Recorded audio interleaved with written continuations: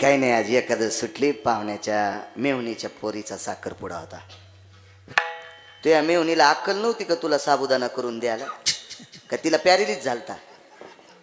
मेहुणीच्या पोरीच्या साखरपुडा आणि त्या दिवशी एखादं माणसाची सुटावा. याच्यापेक्षा चातुर्मासी महाराजांचं कुत्र किती श्रेष्ठ असेल. अख्ख्या सप्ताहात ती एकादश मोडू नये हे त्या कुत्र्यानं शिकवा. आणि ते परिभारे दयाचे पुतरे परिभारे. ते म्हणे अडचण एक आली हो. 2 पंचांगानं, एका पंचांगानं उद्याची एकादश सांगितली, एका पंचांगानं परवाची सांगितली. आपल्याला कोणती धरायची? ते म्हणले आजच्या कीर्तन करायला विचारू. तर आजच्या कीर्तन करायला विचारलं. त्यांनी सांगितलं मागच्या 8 दिवसापासून माझा पण संभ्रम आहे, एकादशी उद्याची धरावा का परवाची धरावा. मी तर तुम्हाला सांगू शकत नाही, पण एकादशी सांगणारी व्यक्ती पंढरपुरात आहे. तुम्ही त्यांच्याकडे जा. त्या व्यक्तीचं नाव होतं चातुर्मासी महाराज. देशोदेशी धाक जयाच्या उत्तरे, दयाचे कुतरे परिभले. ज्याच्या वागण्याचा भक्तीचा धाक आहे त्याचं कुत्र हो. मथरण मथारी कीर्तनाला निघाले. कुत्र्याला सांगितलं, कुत्र्या कापसानं पुढची घर भरलेलं, गेट मधून हालू नकोस हा. कुत्र तिथंच बसलं गारव्यात. एक पाय नाकावर झाकला. कुत्र्याच्या नाकाला जास्त ही वाजत म्हणून कुत्र्यानं एक पाय नाकावर टाकला आणि तसंच बसलं. पण गंजी खाली गेली. कीर्तनावरून आल्यावर पाहिलं तर गंजी कस काय खाली गेली. कुत्र्याला विचारलं, तू उठला नाहीस? म्हणला इथून उठलो नाही. मग कापूस लहान मालकानं चोरला. लहान मालक म्हणजे म्हाताऱ्याचं पोरग. कुत्र्यानं घर सांभाळलं, पोरानं कापूस शिकला. मग अशा पोरापेक्षा कुत्रे चांगले का तशी पोरं चांगली? अशा चोट्ट्या पोरापेक्षा कुत्रच बरं नाही का? किती चांगलं. ह्या लोकांचे कुत्रे कसे होते?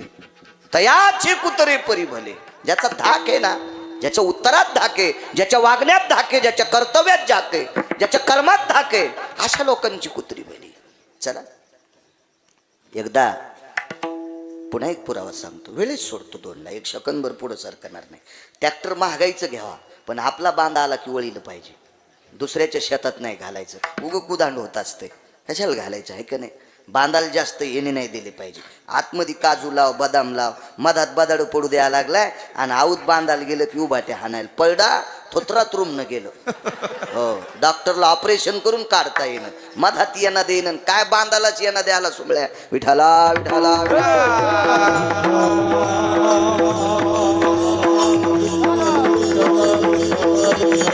काही काही लय नाद असतो बांधायच्या नादी लागायचा. मधात काय नाही. 3 मन कळडी 9 मन भूस, आणशीराम तात्या सदा खुश. काय भोपळा हिसाब करतान पण बाण हा इथून इथून काय बारक्या करवतान कापायला सुमळ्या. चला आपलं ट्रॅक्टर जवळ गेलं की वळवायचं. 2ला 2 मिनिटं कमी असताना बापू कशाला पुढं जायचं दुसरीकडे. अजून एक पुरावा सांगतो. हरिदासाची काय पावर आहे. श्रीशैल्य मल्लिकार्जुनाची चौकट एका पातशाहीनं काढली. मुसलमान राजा चौकट काढली श्रीशैल्य मल्लिकार्जुनाची. काय त्याच्या मनात विकृती आली देव जाणे. ती चौकट काढली, तिच्या भावट्या बांधल्या, हत्तीवर आता ती चौकट आग्र्याला तुम्हाला सापडेल. पण त्याच्या मधला काळ सांगतो महाराज. मधला प्रसंग. श्रीशैल्य मल्लिकार्जुन हे दुसऱ्या राज्यातलं एक अधिष्ठान आहे. 12 ज्योतिर्लिंगापैकी एक. भगवान शिवजींचं अधिष्ठान आहे. माझ्या काशीतल्या मालकांचं ते एक अधिष्ठान आहे. आणि ज्या वेळेला तो बादशाह महाराष्ट्रात आला, महाराष्ट्रात त्यानं त्याचा तंबू दिला. हजारो लोक त्याच्यासोबत सैन्य होतं. अशी रावटी दिली मोठी. आणि 4, 4:30, 5, 6ची वेळ आहे. दिवस माळवायची वेळ आहे. अशा वेळेला बादशाची जेवणाची वेळ आहे. त्यावेळेला त्याच्या सेवकाने जेवण्याची व्यवस्था केली. या डॉक्टर या बसा बसा इथं बसा बसा. ए बसा ना भोवतालच्या बाया गपचिक बसा ना. आता तुम्ही बसा, बाकीच्या बसा. काय 100-200 हत्ती सांभाळलेली परवडे हो. विठाला विठाला विठाला.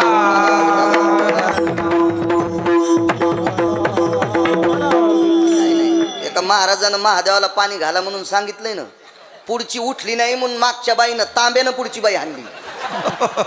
हो, तिला 9 टाके पडले. काऊन उठणं म्हणून तांब्या हाणला तिच्या मुंडक्यात. 9 टाके पडले. 9 काय काय यायनं 100-200 माणसं वांगे चिरून महाराज चिरून जरी खाल्ले ते यायचा उद्धार तोडाच होतोय. विठाला विठाला विठाला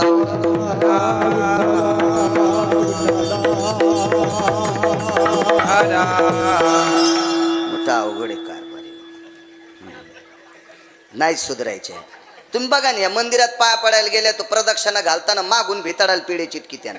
देव मागून खातू का? लय भागवतायला दम नाही, रामायणाला दम नाही, सप्त्याला दम नाही, कीर्तनाला दम नाही. गुण एक कोणाला? काही विषय नाही, गुण नाही.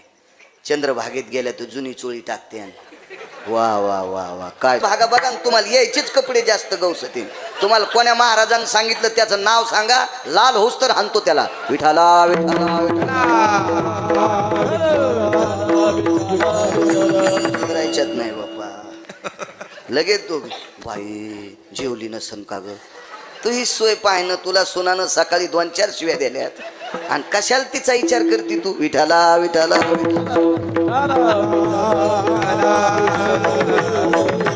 हे कलहप्रिय वातावरण असतं. अहो कीर्तन आहे, किती मोठी परंपरा आहे. शांत बसावा. चला, त्याची जेवणाची वेळ आहे राजाची. हरिदासाची घरी मज उपजवा जन्मांतरी. काय ताकद आहे संतात. कशा करता तुकोबराय म्हणतात, मला संतांच्या घरी जन्म द्या. जेवणाची वेळ आहे. बादशाह म्हणल्यावर जेवायला काय असेल महाराज त्याच्या जेवणात? मांस होतं.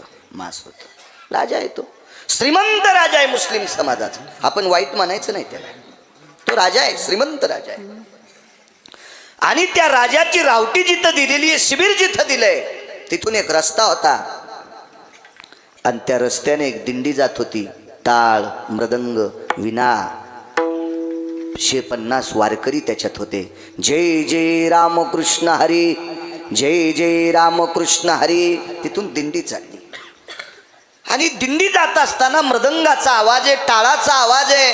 सुरेल आवाजामध्ये बारसवाडेकर अशी रामकृष्ण हरीचा ध्वनी करू लागली लोक. आणि त्या बादशाहाने सरदार अलीच्या, सरदार क्या बज रहा है देखो भला. तो ते सरदार बाहेर डोकावून पाडतो. कुछ हिंदू के लोग आहे बोले. पताका आहे धर्म की भगव्या रंगाची पताका होती. पताका होत्या दिंडीमध्ये. कुछ हिंदू के लोग आहे, कुछ तो कुछ बजा रहे बोले. त्याला काय माहिती पक्वात कशाला म्हणतात म्हणून. त्याला थोडंच कळत असतं काय त्या. पण आता त्याला साधं समजू नका. एकादशी कोण धरीत आहे? आपले लोक. आणि बरोबर त्याला कळतंय सोमवारी केळी जास्त इकत्या. बरोबर केळीचं टोपलं गावात इकायला येणार. मला चांगलं माहिती आहे. आमची आई म्हणली, बाळू एकादशी. म्हणलं आई चांदपाशा आज केळं घेऊन आला नाही, आजची एकादश नाही. ती म्हणली काय बोलतो बापा, चांदपाशाला काय एकादश कळत? ती म्हणलं एखाद्या वेळेस आपल्या यायचं पंचगोकण, पण केळीचे गाडे जास्त सकाळून दारातून गेले की असं समजायचं आजचा सोमवार आहे, आजची एकादशी आहे. त्या लोकांना माहीत झालंय, पद्धतशीर माहीत झालंय. हुशार लोक आहेत ते, व्यावहारिक माणसं आहेत. आणि एखाद्या जातीवर वाईट नाही बोललं पाहिजे. मी मगाशीच बोलून गेलो. अशी एखादी जात सापडली का तुम्हाला त्या जातीतले लोक दारू पित नाहीत? गौसली की एखादी तुम्ही पाहिलं, डॉक्टर सुन पाहिलं का? नाही ना, आहे का नाही? मग काय हिंमत आहे आपली दुसऱ्याला वाईट म्हणायची? अशी एकही जात नाही की त्या जातीत 5 लोक नाहीत. प्रत्येक जातीत चांगली माणसं. आपण जामद्याला गेलोत बापू, तिथे पारधी समाजाचं 2530 लोकसंख्येचं गाव आहे. अख्खं गाव पारधी समाजाचं. त्याच्यातली कृष्णाजी माऊली जायखेडकर म्हणून एक महात्मा होऊन गेले. त्यांनी 450 ते 500 पारधी समाजाची माणसं वारकरी केले. मी वारी सोडत नाही, पण त्या पारधी समाजाच्या 6 पोरायची वारी पाहिल्यावर आपले मखरच गळाले.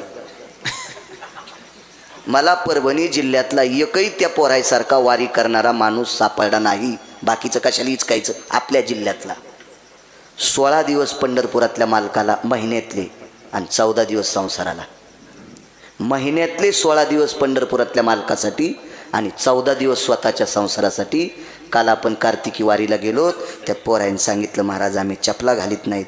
तर महाराज अशी गौरी खुड्यावर कसं शेण खुडत आहे अशी पायाची त्वचा खुडू लागली त्याच्या.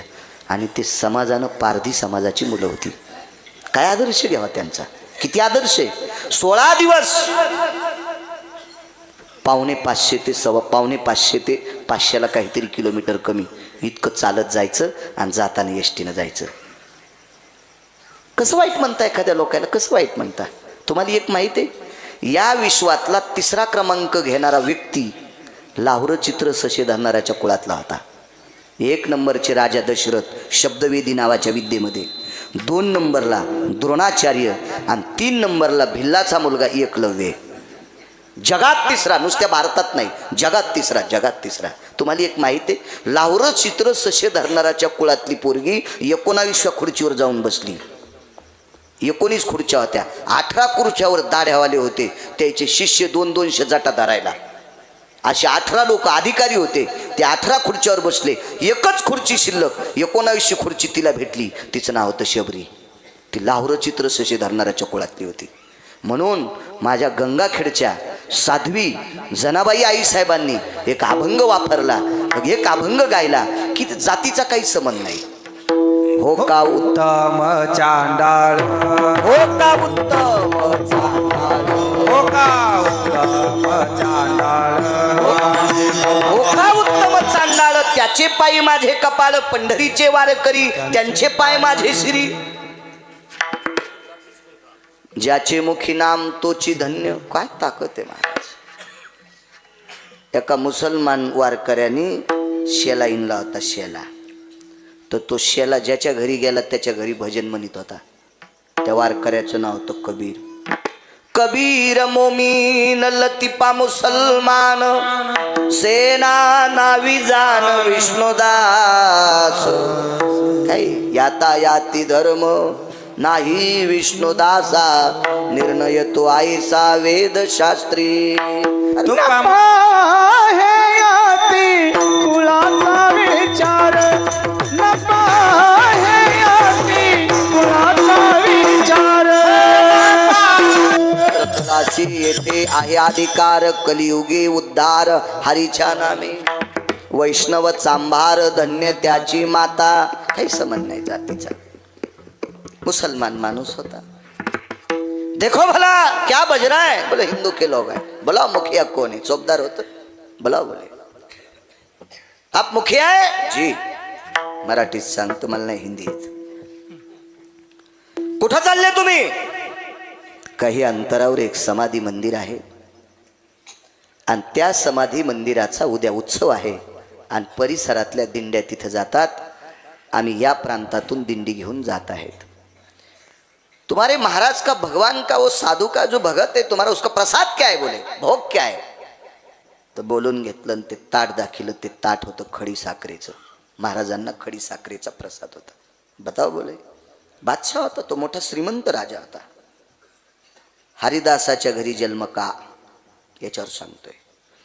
आणि मग ती बादशाहनं खडी साखरेची परात घेतली, त्याच्यावरचा कपडा काढला, एक मुठभर खडी साखर घेतली, समोर ताट ठेवलं खडी साखरेचं, एक एक खडा खाऊ लागला. आणि इनेकऱ्याला, चोपदाराला, मृदंगाचार्याला, एका टाळकऱ्याला आणि पताका घेणाऱ्याला बोलवलं आणि सांगितलं, हा प्रसाद मी खाणार, माझ्या जेवणाचा प्रसाद तुमच्या महाराजाला घेऊन जा. आणि त्या ताटात मांसाचे तुकडे होते. ज्या कपड्यानं खडीसाखर झाकली होती त्याच कपड्यानं मांसाचं ताट झाकलं आणि देऊन टाकलं. नंग्या तलवारी मागं होत्या. कोणाची हिंमत आता नाही प्रसाद ठेवायची. निघाले जय जय रामकृष्ण हरी. सगळ्याच्या अंतःकरणामध्ये दुःख निर्माण झालं. डोळ्यातून अश्रू येत होते. मंदिर जवळ जवळ आलं आणि पहिल्या दिंडीचा मान होता ह्या. ही दिंडी पोचल्याबरोबर ते पुजारी बाहेर आला आणि मंदिराच्या बाहेर एक शिळा होती चौकोनी पाटील. ती शिळा धुतल्या गेली, तिच्यावर मंजुळा टाकल्या आणि यांचं ताट त्याच्यावर ठेवलं. पण एकाची हिंमत झाली नाही. याच्यात खडी साखर नाही, याच्यात मांस आहे.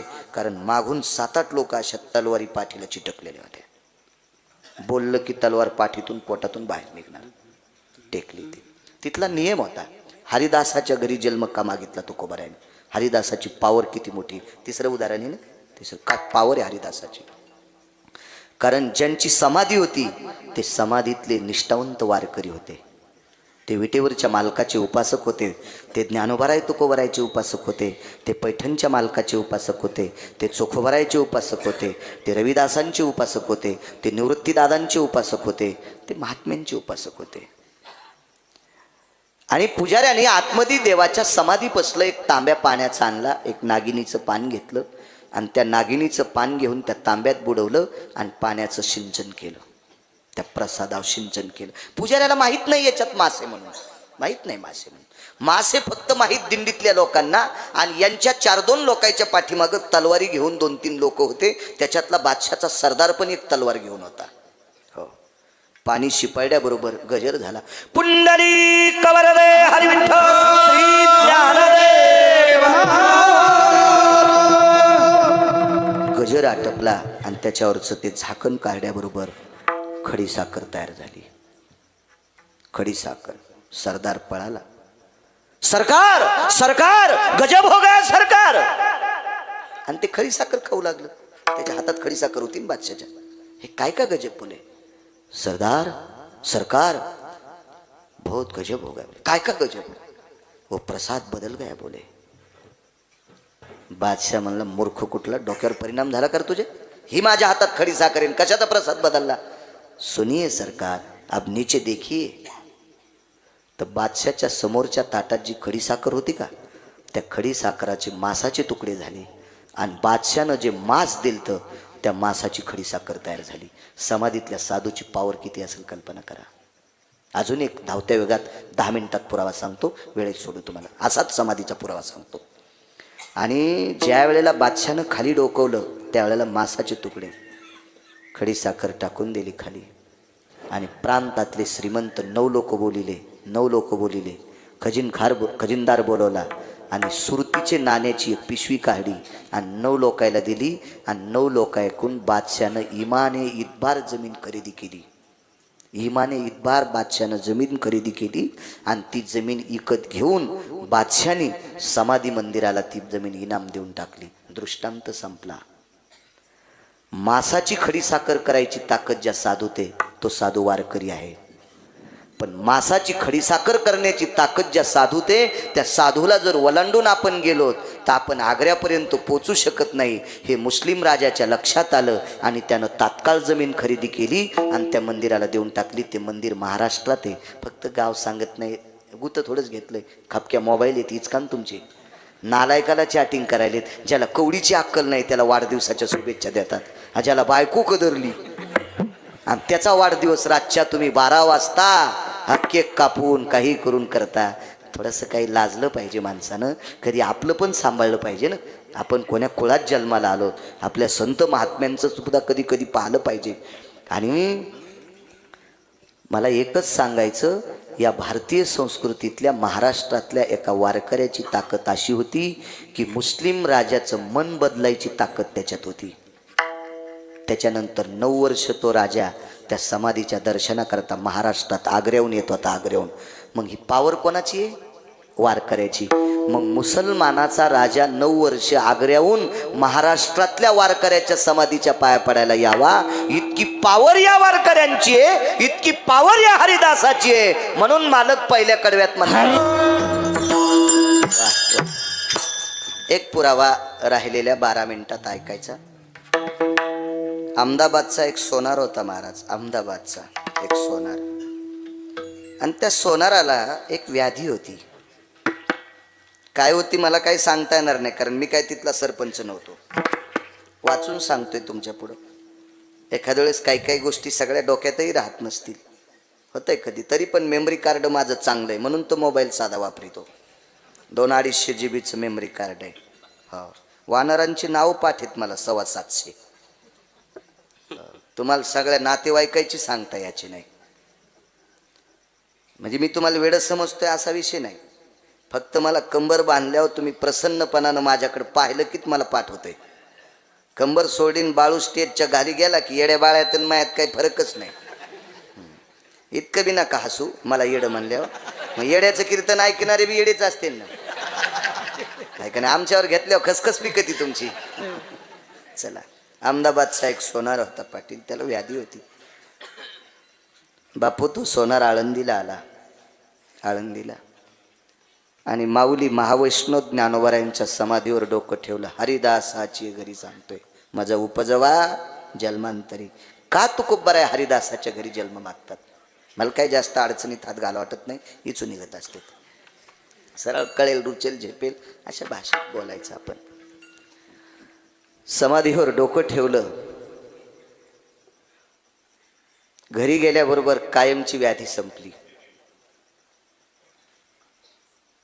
कायमची यादी संपली. तो अहमदाबादचा सोनारा आला. पुन्हा ज्ञानोबरायचं दर्शन घेतलं आणि समाधीवर एक नारळ ठेवून दिलं.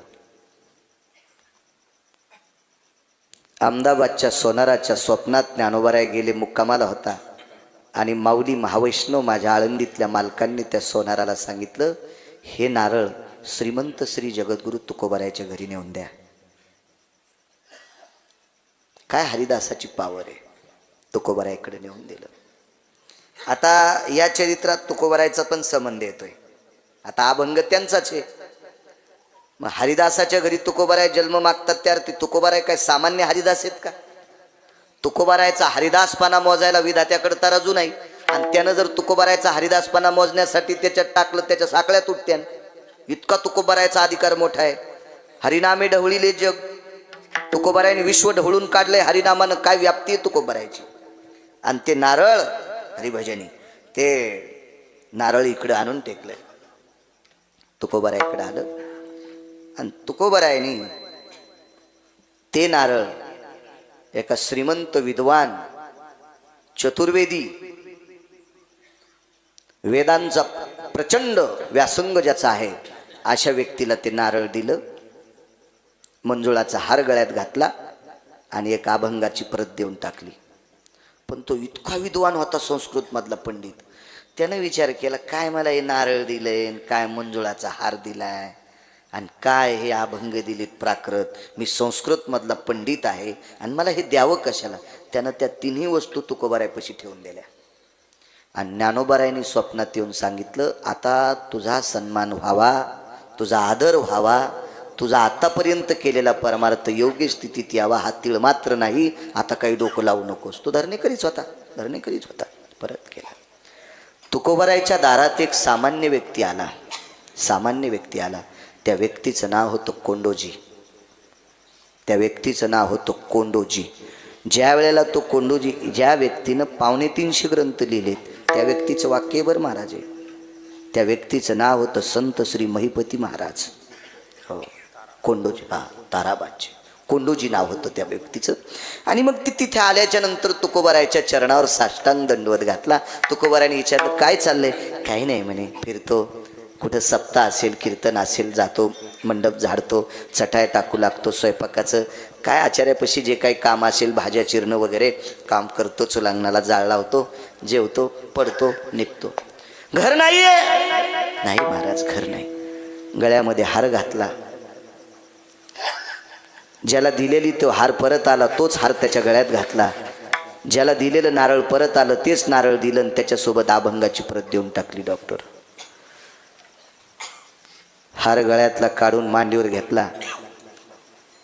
बऱ्यापैकी हार सुकला होता. हे सकाळी झालेला कार्यक्रम आणि हा 3 वाजता झालेला कार्यक्रम. हार सुकला होता.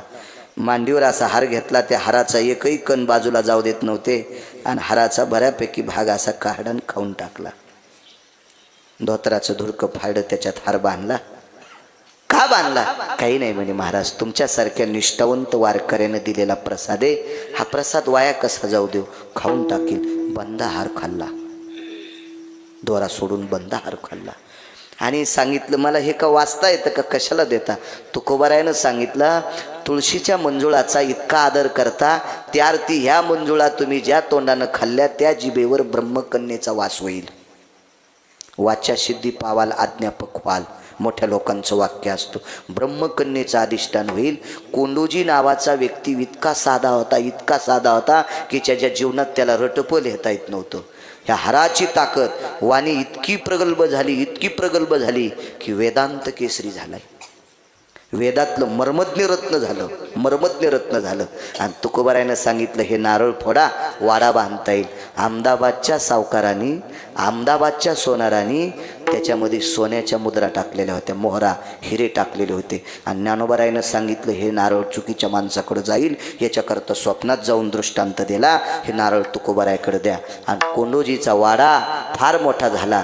त्या हाराच्या प्रसादानं वाणी तप आलं आणि अभंगाचं वाचन इतकं झाल्याबरोबर अक्षराची कृपा झाली. आणि एवढी विद्वत्ता, एवढी विद्वत्ता, एवढी विद्वत्ता, कल्पना असू द्या. कालांतरानं हेच कोंडोजी छत्रपती शिवाजी महाराजांच्या देवघरातली पूजा करण्याचं काम या व्यक्तीला प्राप्त झालं. छत्रपती शिवाजी महाराजांच्या घरच्या देवघरातली पूजा ह्या कोंडोजीला प्राप्त झाली. कल्पना करा किती अधिकारी असतील.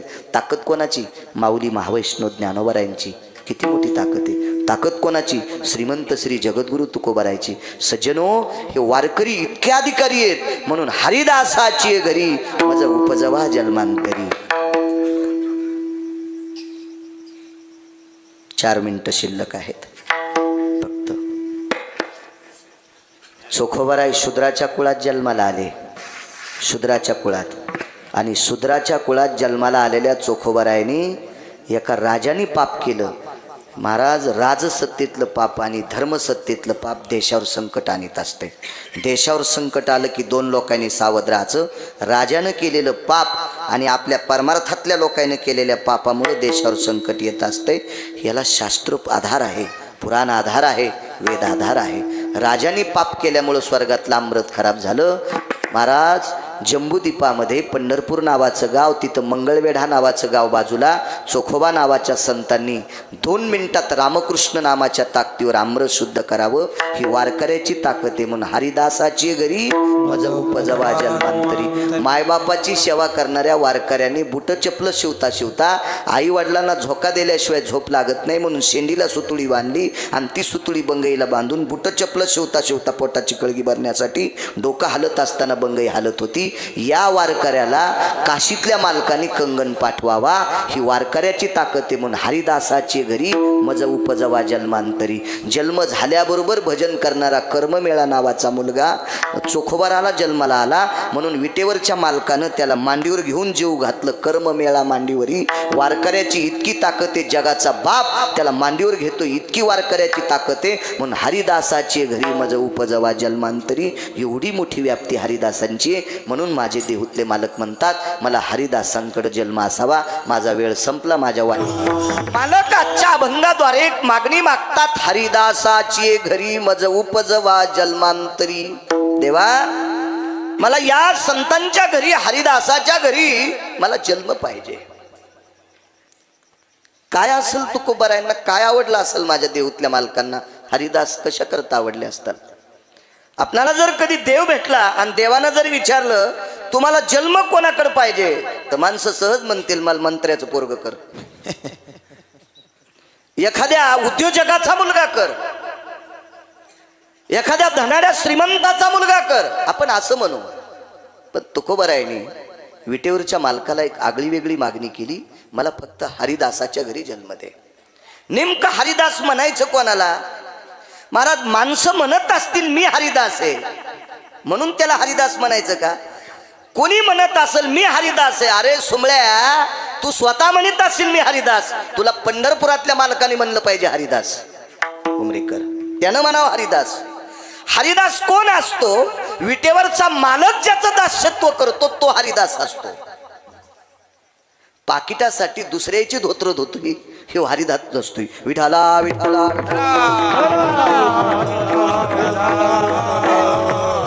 महाराज, माळ घालणं, गंध लावणं हे तर वरचे गबाळे लक्षण सांगितले. टिळे टोपी माळा देवाचे कपाळ असणं गरजेचं आहे. वेश वारकऱ्याचा असावा,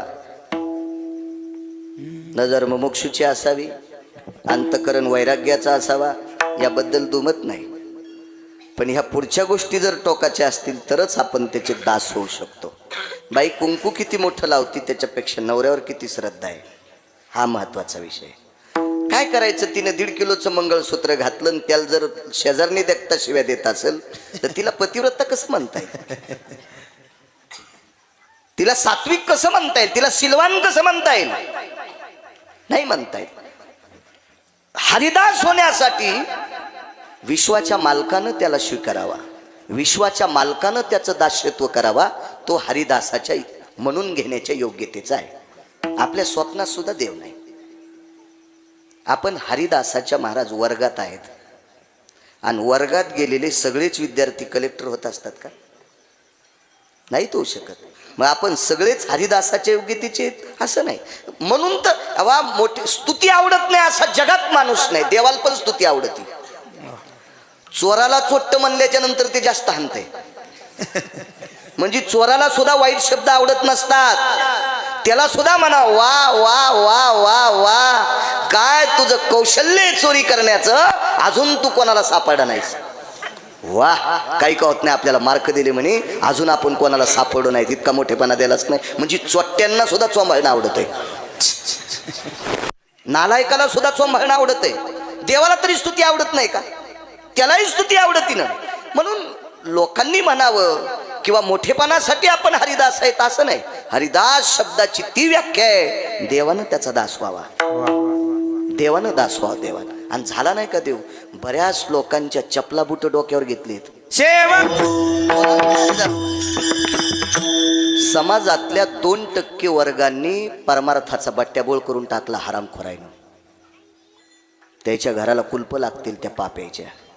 एका गावात गेल्यावर एक जण म्हणला, महाराज कीर्तन लय झकास करा. म्हणलं तुझ्या बायकोची साडी नेसून नाचतो, येताना घुंगरं बी घेऊन येतो. कीर्तन हा झकास विषय असतो का? कीर्तन हा बोधावर आरूढ असणारा विषय आहे. आणि कीर्तनात जर तुम्हाला बाष्कळपणा आवडत असेल तर आपली प्रगती नाही झाली, आपण अधोगतीच्या मार्गावर आहेत. विठाला विठाला असा काही एक वर्ग आहे महाराज, 2-4च ओया पाठ, 4-5च अभंग पाठ, 2-3च महाराजांच्या संग फिरतील, पण दुसऱ्याचं इचकितील.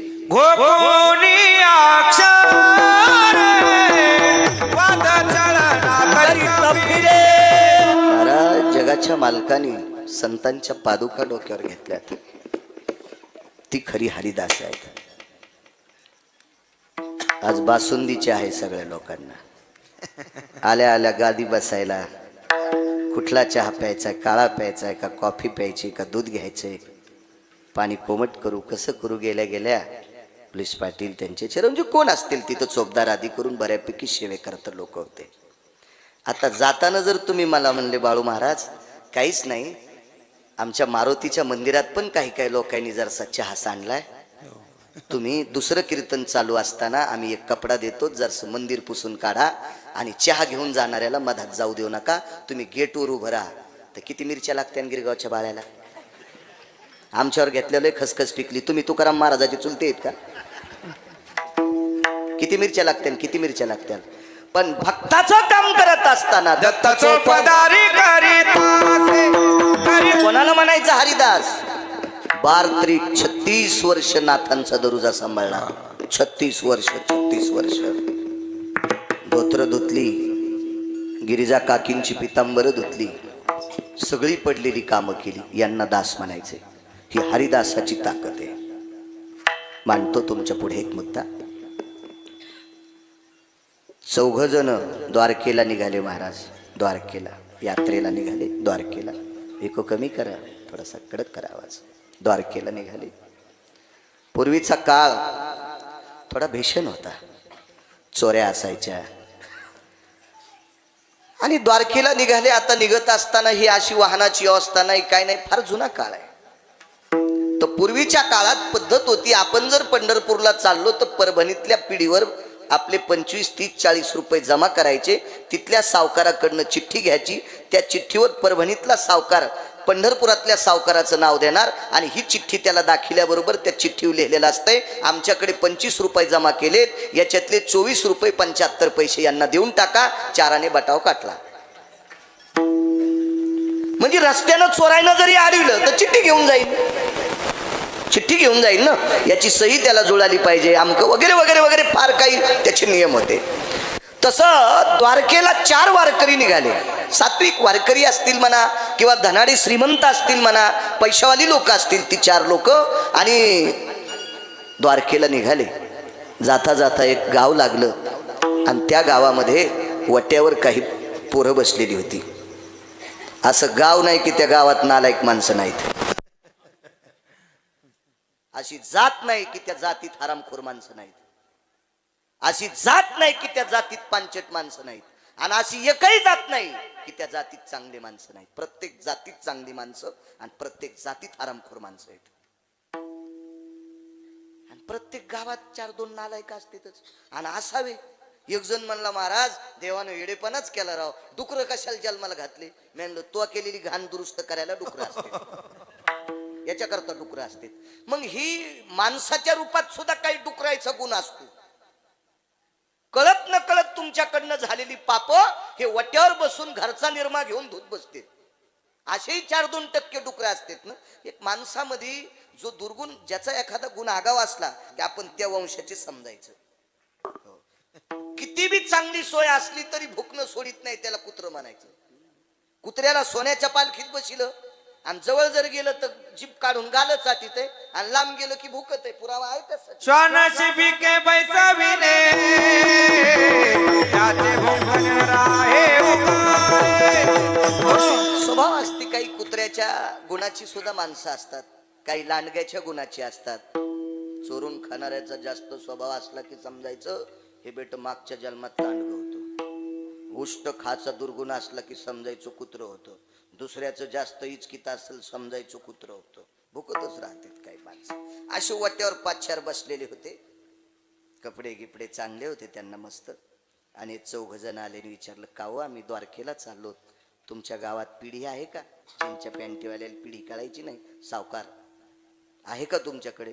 हो म्हणले, गावाच्या कडेला दारात तुळशी वृंदावन आहे. अमक्या अमक्या ठिकाणी रस्ता सांगितला, इकडं वळा तिकडं वळा, आणि ते घर सावकाराचं आहे. हे 4 जण तिथे गेले. हरिदासाची घरी मज उपजवा जन्मांतरी. तुकोबाराय का म्हणतात, मला हरिदासाच्या घरी जन्म द्या. हे 4 जण तिथे गेल्याच्या नंतर पाहिलं तर तुळशी वृंदावन आहे. आवाज दिला, सावकार. हातून एक व्यक्ती बाहेर आली. प्रवासी पाहिल्याबरोबर या 4घांचं दर्शन घेतलं. यांनी विचार केला, आतापर्यंत आपण सावकारांकडे गेलो तर कुठल्या सावकाराने आपले पाय नाही धरले. एक म्हणे, अरे तुला माहित नाही, ते माळकरी सावकार आहेत. केवढी माळ आहे त्यांच्या गळ्यामध्ये, तुळशीची कंठी होती, याच्याकरता ते पाय पडले असतील. दुसरा म्हणला, वाटत नाही रे सावकार, बुटलंय 2-3 जागेवर शिवलेलं आहे. ते म्हणला, तुला नाही माहित, बरीच लोक बँकेत कोटीन धोत्राला गाठी असतात. हो, बँकेत गेल्यावर मॅनेजर त्याला खुर्ची ढकली तू, पण त्याच्याकडं काय ते राहणीमानच त्याचं तसं असतंय. 4 जण वेगवेगळा तर्क करत होते. त्याच्यातला एक जण म्हणे, काही असो गडे, आपण चाललोत भगवान द्वारकाधीश कृष्ण परमात्म्याच्या भेटीला, आणि सावकार जो सांगितलाय तो तुळशीची माळ गळ्यात आहे, त्या अर्थी आपल्याला काही पोरायनं चुकीचं सांगितलं नाही, देऊन टाका पैसे. ती चुकती देऊन टाकली. आम्ही द्वारकेला चाललोत. बर, तुम्हाला कोण सांगितलं मी सावकार आहे? वट्यावर बसलेली मुलं होती. लक्षात आलं ही चहाड आहेत, भांडखोर आहेत, वगैरे वगैरे सगळ्या काही मनातली मनात विचार केला, या अशी लोक आहेत. चला, विटेवरच्या मालकानीच आपल्याकडे ही द्वारकाधीशानं पाठवलेली लोक आहेत, आणि त्यांच्या मनात तो भाव आलाय, चला देव काय ठरविल ते ठरविल. पैसे घेऊन टाकले. आम्हाला तिथल्या सावकाराची पर्ची देता का? एका कागदावर लिहिलं, सावळाराम सावकार. कागदावर लिहून दिलं, सावळाराम नावाचा सावकार. ती चिठ्ठी घेतली, त्यांनी कमरेला खोसून दिली, आणि मुक्काम दर मुक्काम करीत करीत करीत करीत ही माणसं द्वारकेत हजर झाले. समुद्र स्नान केलं. समुद्र स्नान आटपलं. द्वारकाधीश श्रीकृष्ण परमात्म्याचं दर्शन घेतलं, आणि मग ध्वज चढवायचा होता. द्वारकेला ध्वज चढवित असते, 71 मीटरचा ध्वज, फार उंच असतो तो ध्वज. तो ध्वज चढवायचा ठरला. ते म्हणले, रस्त्यानं थोडीफार चिल्लर होती, ती आपली संपली. आता आपल्याला ध्वज विकत घ्यायचा आहे, काही प्रसाद विकत घ्यायचा आहे. आपण ज्याच्या इथं राहतो त्याला काही दक्षिणा द्यावा लागेल. तो आपल्याला जीव घालतोय, त्या बडव्याला आपल्याला काही द्यावं लागेल. याच्याकरता जो सावकार आपल्याला नाव सांगितलंय तो सावळाराम सावकाराची पिढी शोधू, त्याचं दुकान शोधू. दोन्हीकडच्या रांगा सगळ्या पाहिल्या, पण सावळाराम सावकार नावाचं दुकानच नव्हतं. 2-2, 4-4 बाऱ्या फिरत होती. माणसं प्रतिष्ठित होती. त्याच्यातल्या एका दुकानातला एक सावकार बाहेर आला. का हो म्हणे तुम्ही दोनदा इकडे गेलात दोनदा इकडे गेलात, नेमकं काय हरवलंय तुमचं? काही नाही म्हणे, होई आम्हाला चिठ्ठी दिली, अमक्या अमक्या गावात आम्ही पैसे जमा केले आणि त्यांनी द्वारकेतले सावळाराम नावाचे सावकार म्हणून आम्हाला पर्ची देऊन टाकली. त्यानं सांगितलं द्वारकेत सावळाराम नावाचा सावकारच नाही, हे म्हणणारा भंगिऱ्या सावकार होता.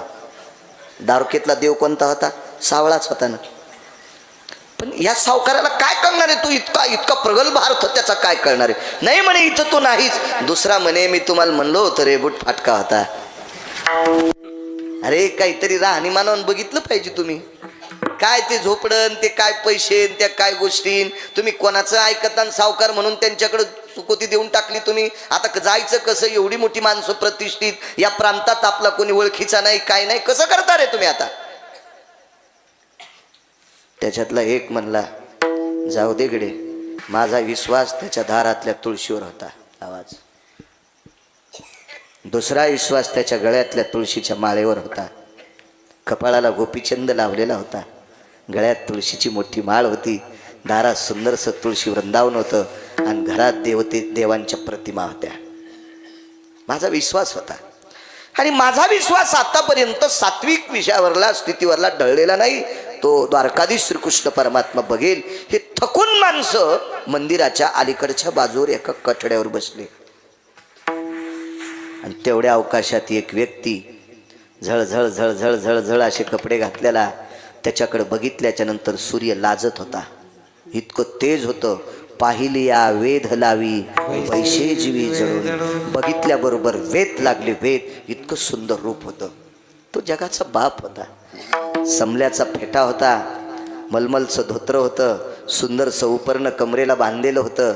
हातात एक कसणी होती. कसणी रुपये सुरतीचे होते त्या काळात, हे कागदाचे नव्हते, सुरतीचे नाणे होते. खाओ आपण अमके अमके, जी मीच आहे. आपलं नाव अमक, हो मीच आहे. आपण कोण? अहो गेल्या सकाळपासून मी तुम्हाला पाहतोय राजे हो. सावळाराम सावकार मीच आहे, मीच आहे, मीच आहे, मीच आहे. अहो तुमचं दुकान सापडत नाही. अहो काय करायचं दुकान? कोण बसले त्या दुकानात? हे सारे दुकान आहेत का? मीच दिले त्यांना भाडे तत्वावर. हे आपलेच दुकान आहेत सगळे. दुसरा म्हणला अरे मोठे माणसं असेच असतात, महत्व हरवी, चातुर्य लपवी, पिशेपण मिरवी, आवडोनी पूज्यता डोळा न देखावी, स्वकीर्ती कानी न ऐकावी. हे मोठ्यांचं लक्षण असतं खऱ्या साधूचं, अधिकारी लोकांचं लक्षण आहे. वा वा वा वा वा वा. हे तुमची चूक होती, इथं सही करा. अंगठे ते सह्या करणारेच होते सगळे. टाकानं सह्या केल्या आणि ती कसणीचा असा धागा उपसिल्याबरोबर मधात हात घातला तर जेवढे पैसे जमा केले तेवढ्याला तेवढे देऊन टाकले. मोठाली माणसं होती.